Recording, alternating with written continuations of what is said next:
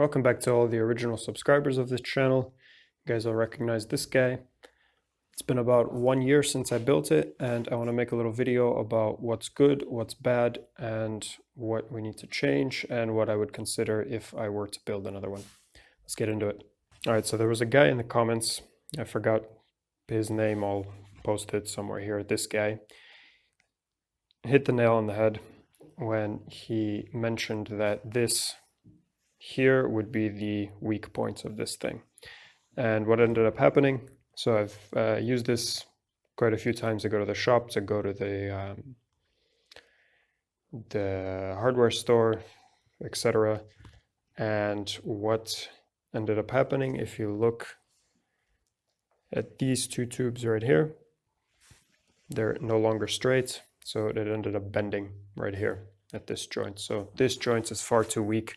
If you have quite a bit of load in here, this needs to be reinforced. So I want to take these steel offcuts that I've got here and make some gussets. So probably one up here, maybe a couple here on the side to reinforce this whole area. So the next issue that you have to consider if you build one of these things, the height of the bike, or the center of the axle where you mount it, and all of this construction here will determine how high this point is off the ground. And if this point is not high enough off the ground, then you're going to hit curbs. And if this hits a curb, it's pretty uncool because there's not a whole lot of points where it can move or kind of jump up the curb. It just kind of gets stuck on a curb here. And that happened to me once. So I was jumping up curbs with this thing. It's a little bit too low. That was compounded by the fact that this bent, and therefore the whole thing got a little bit lower. So I'm gonna, when I straighten this out and put gussets, I'm gonna make sure this is a little bit higher than it was. You have to make the same consideration with your wheel mounting in the back. So how high it is off the ground back there will determine the distance here. This is not such a big deal. If you come up on a curb, it'll just kind of scrape until it gets to the wheel. But if you want to be sure that you can hop up big curbs, make sure your height back here is sufficient to go over the biggest curb you plan to go. And then the last issue that I found with this design is if you make it too wide, so from here to here, if that's too wide and you've got this single wheel design like here, what ends up happening when you turn the bike, especially if it's quite low to the ground, is you're going to end up hitting there. Well, that looks like quite a bit of an angle, but when you're on the bike, you actually do take that angle and even more so. So again, it looks cool when it's low to the ground, but that causes all kinds of issues. As far as the connection up here and the pivot point here, the turning axis, this is all fine. No issues there. Sorry, one more thing before I get too far. Rust. So I did clear coat this thing, but clearly not enough and not everywhere. And well, could use a little bit more clear coat and or paint.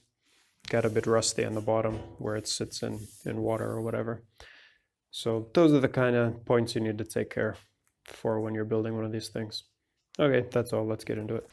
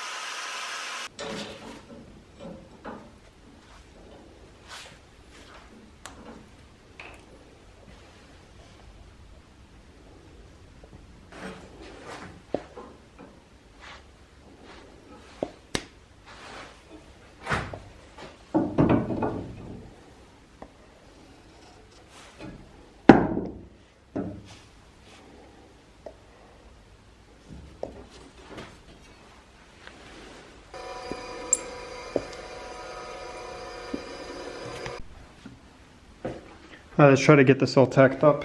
It's going to be a bit tricky because this is quite heavy gauge material here. It's probably 4 millimeters thick, and this is quite thin walled tubing. So it'll be a bit of a tricky welding process, but should manage it. Maybe I'll clamp it. Yeah, maybe I'll grab a clamp.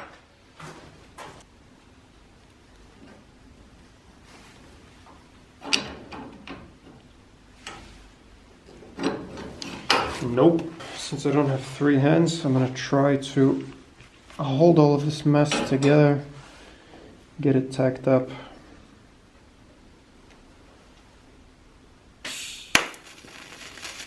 Nope.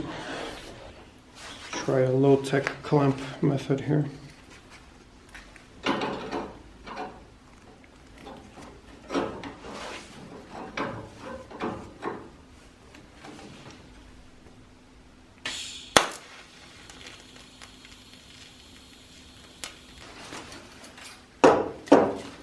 Let's crank up the currents a bit, because that clearly wasn't enough. So now we're at 70 amps, and let's weld her on.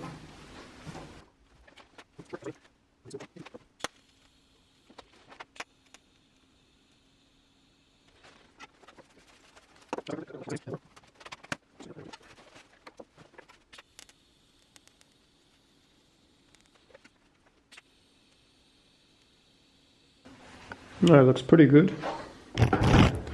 Don't think I need to weld the entire length of it. I've just got a bead here, a bead at the top here, and then I'll probably fold that over the bottom and weld that on also, so it's connected also to this pipe here. And then I'll go ahead and weld the bottom side. Here we see a little hole because there's no where for the pressurized air to escape out of this tube here, so it kind of blew out there. Ideally you would drill a little hole when you're welding closed tubing like this so it doesn't blow out like that. So I might drill a little hole in the backside there and fill that in, and then weld on the bottom, weld in our little gussets here, and then it should be super.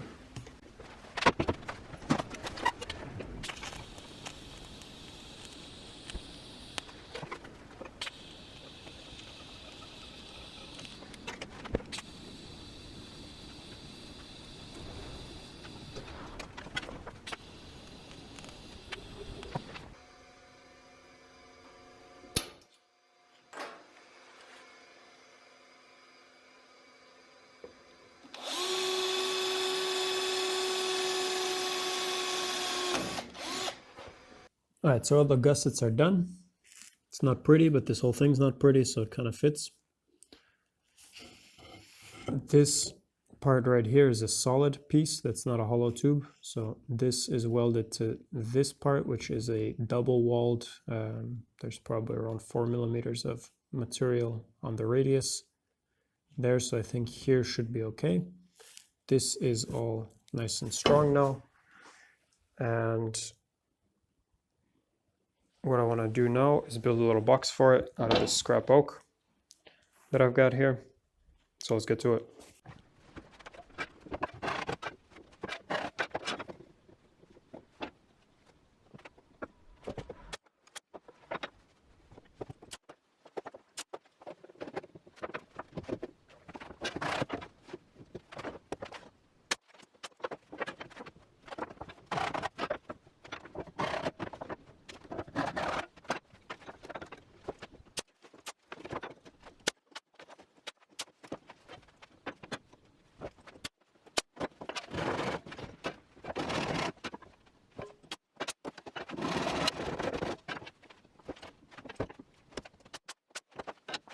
Alright guys, well there you have it.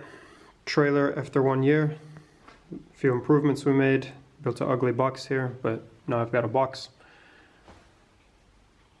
Let me know if you're here from the original trailer videos, if you would like more bike stuff, or what I'm doing now makes sense, because it seems like the trailer videos are quite a bit more popular than the rest. Yeah, let me know what you want to see. And make sure to give me a like and a subscribe, and I will see you guys in the next one. Ciao-y.